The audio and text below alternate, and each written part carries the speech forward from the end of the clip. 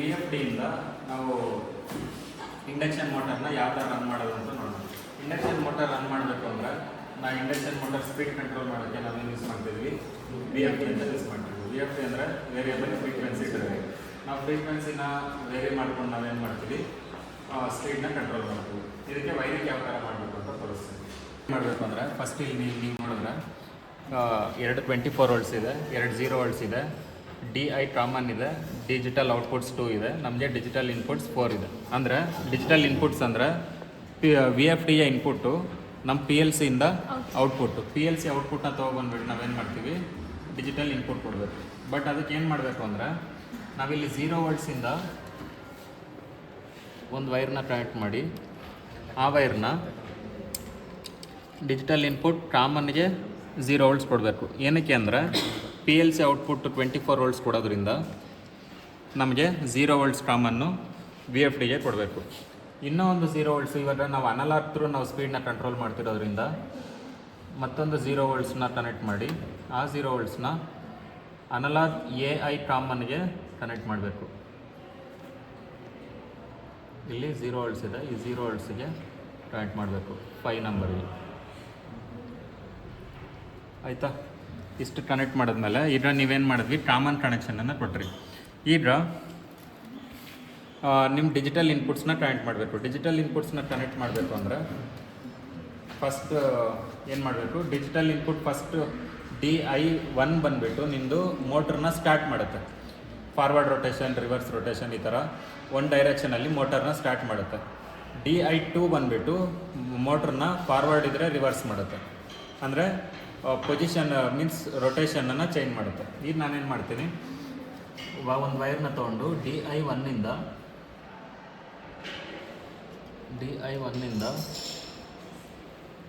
ನಾನು ಏನು ಮಾಡ್ತೀನಿ, ಈ PLCದು ಔಟ್ಪುಟ್ಸ್ ಎಲ್ಲ ಏನು ಮಾಡಿದ್ದಾರೆ, ಇಲ್ಲಿ ವೈರ್ ಮಾಡಿದ್ದಾರೆ.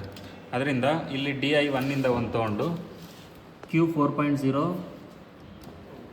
PLC ಔಟ್ಪುಟ್ 4.0ಗೆ ಕನೆಕ್ಟ್ ಮಾಡ್ತೀನಿ. ಆಯಿತಾ? ಮತ್ತೊಂದು ವೈರ್ ತೊಗೊತೀನಿ. ಈಗ DI2ಗೆ ಒಂದು ಕನೆಕ್ಟ್ ಮಾಡ್ತೀನಿ. DI2ಗೆ ಒಂದು ಬಿಟ್ನ ಕನೆಕ್ಟ್ ಮಾಡ್ತೀನಿ. DI2 ನಾನು ಏನು ಮಾಡ್ತೀನಿ, ಇನ್ನೊಂದು PLC ಔಟ್ಪುಟ್ ಕನೆಕ್ಟ್ ಮಾಡ್ತೀನಿ Q4.1ಗೆ. ಈಗ ನಾವೇನು ಮಾಡಿದ್ವಿ, PLC ಔಟ್ಪುಟ್ಸು ವಿ ಎಫ್ ಟಿಗೆ ಇನ್ಪುಟ್ ಆಗಿ ಕೊಡ್ತೀವಿ, DI1ಗೆ ಮತ್ತು 2ಗೆ. ಈಗ PLCಯಲ್ಲಿ ಬರ್ತಿರೋ ನಾವೇನು ಮಾಡಬೇಕು, ಈ ಡಿಜಿಟಲ್ ಇನ್ಪುಟ್ಗೆ 24 ವೋಲ್ಟ್ಸ್ ಬೇಕಲ್ಲ, ಕಾಮನ್ ಕೊಡಬೇಕಲ್ವ. ಕಾಮನ್ ನಾವೇನು ಮಾಡ್ತಿದ್ದೀವಿ, ಈ 24 ವೋಲ್ಟ್ಸು ವಿ ಎಫ್ ಡಿದೇ ಸಪ್ರೇಟ್ ಇರುತ್ತೆ, ನಾವು PLC ಕೊಟ್ಟಿರೋ ಕಾಮನ್ ಕನೆಕ್ಷನ್ನೇ ಸಪ್ರೇಟ್ ಇರುತ್ತೆ. ಅದರಿಂದ ನಾವೇನು ಮಾಡಬೇಕು, ಇಲ್ಲಿ ಬಂದಿರೋ 24 ವೋಲ್ಟ್ಸ್ನ ತೊಗೊಂಡು PLCಯಲ್ಲಿ ಬರ್ತಿರೋ 24 ವೋಲ್ಟ್ಸ್ಗೆ ಶಾರ್ಟ್ ಮಾಡಬೇಕು.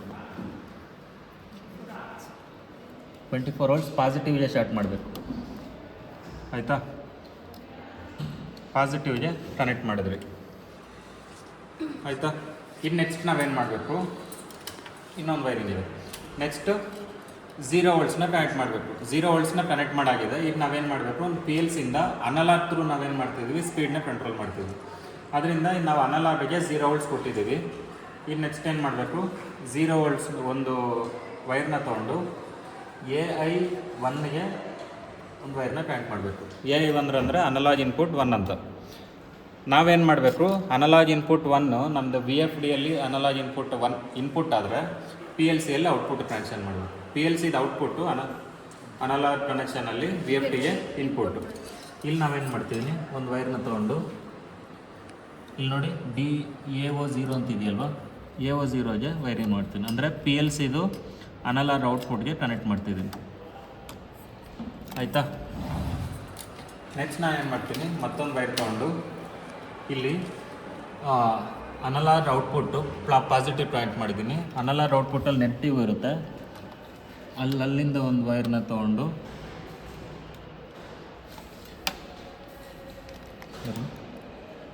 ನಾವೇನು ಮಾಡಬೇಕು, ಇಲ್ಲಿ ನೆಗೆಟಿವ್ ಕನೆಕ್ಟ್ ಮಾಡಬೇಕು. ಇಲ್ಲಿಂದ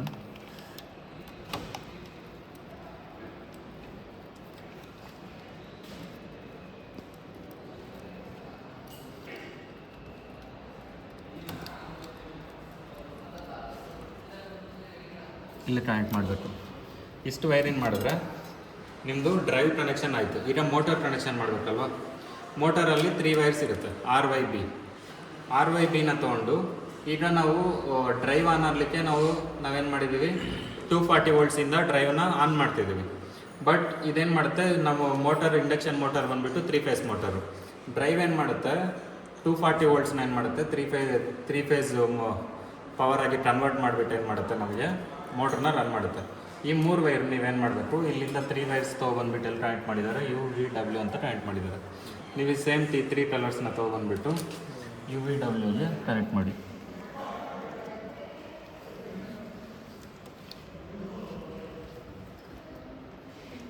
ಬ್ಲೂನ ಬ್ಲೂಗೆ,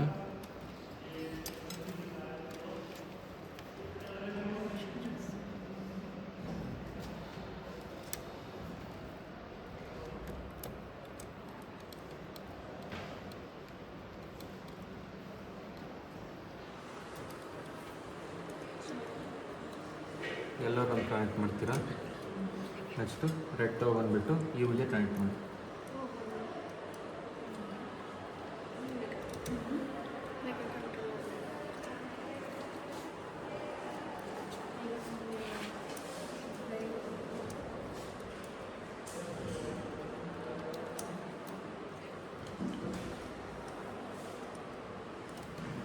ಯುಗೆ ಕನೆಕ್ಟ್ ಮಾಡಿದ್ರೆ ಈಗ ಕನೆಕ್ಷನ್ ಮುಗಿತು.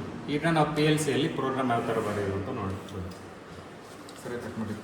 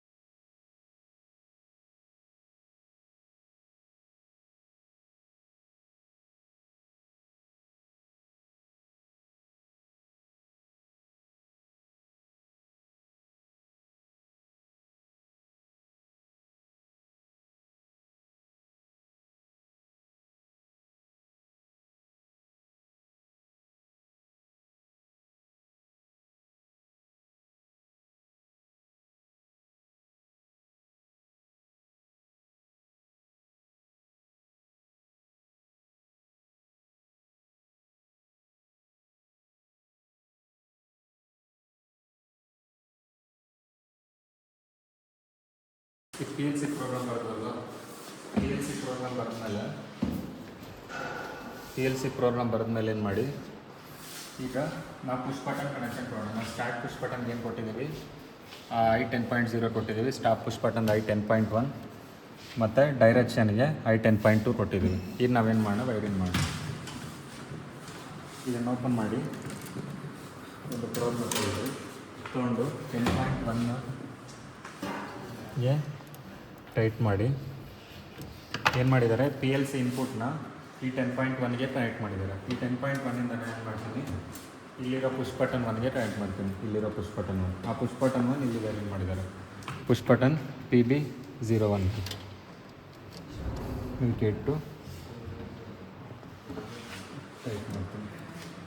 ಆಯಿತಾ? ಇನ್ನೊಂದು ಪ್ರೋಗ್ ತೊಗೊತೀನಿ. ಇಲ್ಲಿ 10.1 ಒಂದು ವೈರಿಂಗ್ ಮಾಡಿ, ನೆಕ್ಸ್ಟ್ ಅಲ್ಲಿಂದ ಯಾವುದಾದ್ರು ನಾವೊಂದು ಸ್ಟಾಪ್ ಬಟನ್ಗೆ ಕನೆಕ್ಟ್ ಮಾಡ್ತೀವಿ.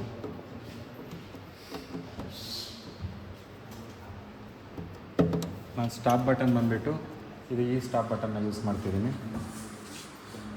ನೆಕ್ಸ್ಟ್ ಇನ್ನೊಂದು ಫಾರ್ ಚೇಂಜ್ ಇನ್ ಡೈರೆಕ್ಷನ್ ಇನ್ನೊಂದು ಇನ್ಪುಟ್ನ ತೊಗೊಂಡು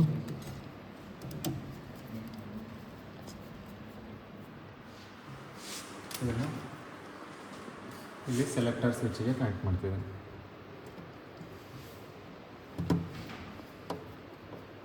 ಸೆಲೆಕ್ಟರ್ ಸ್ವಿಚ್ಗೆ ವೈರಿಂಗ್ ಮಾಡಬೇಕು. ಇಷ್ಟು ಮಾಡಿದ್ರೆ ನಿಮ್ಗೆ ಇನ್ಪುಟ್ ವೈರಿಂಗ್ ಆಯಿತು.